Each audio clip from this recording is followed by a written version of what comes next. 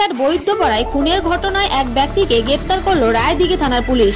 সূত্রের খবর, দিন কয়েক আগে গিলেরছাটে খুন হন সুদের কারবারি কাছের আলী বৈদ্য। সেই খুনের ঘটনায় তদন্ত নেমে পুলিশ জানতে পারে স্থানীয় শাহাবুদ্দিন শেখ কাছের আলীর কাছ থেকে 50,000 টাকা সুদ করে নিয়েছিলেন। সেই সুদের টাকা চাওয়া নিয়ে বিবাদের জেরে মাথায় ইট মেরে কাছেতকে খুন করেন তিনি।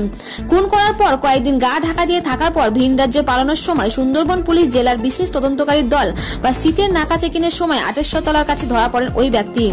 জেরায় ওই ব্যক্তি খুনের কথা স্বীকার করে বলে জানা যাচ্ছে। ধৃতকে শনিবার আদালতে প্রেস করার আগে এক সাংবাদিক বৈঠক করে সুন্দরবন পুলিশ জেলার অতিরিক্ত পুলিশ সুপার সন্তোষ মণ্ডল।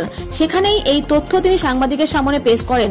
তিনি আরও জানান, ধৃতের বিরুদ্ধে খুন ও তথ্য লোপাটের মতো একাধিক ধারায় মামলা করা হয়েছে।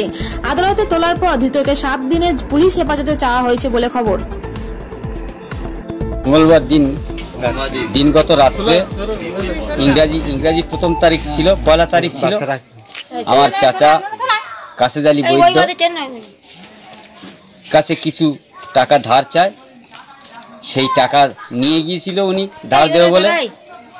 সেই ধার নেবার এতে প্ল্যানেতে চা খাওয়ার নাম করে ওনাকে নিয়ে গিয়ে ওনাকে মার্ডার করে কয়েকজন মিলে। তা বলতে পারছি না কজন ছিল। যাই হোক, পুলিশ মহাশয়রা একজনকে অ্যারেস্ট করেছে। আমরা খুব খুশি 2 দিনের মধ্যে। সেই জন্যে কথা হচ্ছে এটাই কি, আমরা সবাই চাই আমার কাকুর যেরকমভাবে ওরা মেরেছে বা আত্মঘাত করেছে, আমরা চাই সরকারি হিসাবে দণ্ডনীয় তাহাদের ওই রকম ধরনের শাস্তি চাই। টাকা দিয়ে যদি বা অপরাধ হয়, যান যদি বা চলে যায়, তাহলে এর প্রতিফল কি হতে পারে। সেই জন্য আমরা চাই সবাই, আমি উপরন্তু আমরা দেশবাসী পাড়াগত ব্যাপার সবাই চাই, যাকে আপনি জিজ্ঞেস করেন সবাই বলবে এই কথাটাই, কে ওকে শাস্তিমূলক ওকে ফাঁসি চাই। আমার নাম আব্দুল খালেক বৈদ্য। খুনের ধারা দেওয়া হয়েছে আর বডি লোপাট করে ধারা দেওয়া হয়েছে এবং এর পিছনে আর হাত আছে সেটার জন্য। 48 ঘন্টার মধ্যে যে এটা খুনের কিনারা করলেন, এটা কিভাবে দেখছেন আপনারা?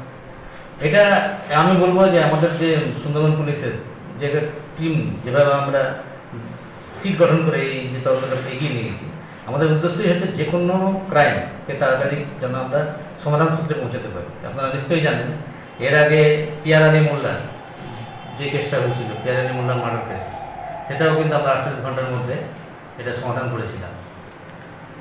আচ্ছা, সুদের কারবার কি বৈধ কারবার ছিল? না, এখনো আমরা খতিয়ে দেখিনি, ওটা দেখছি।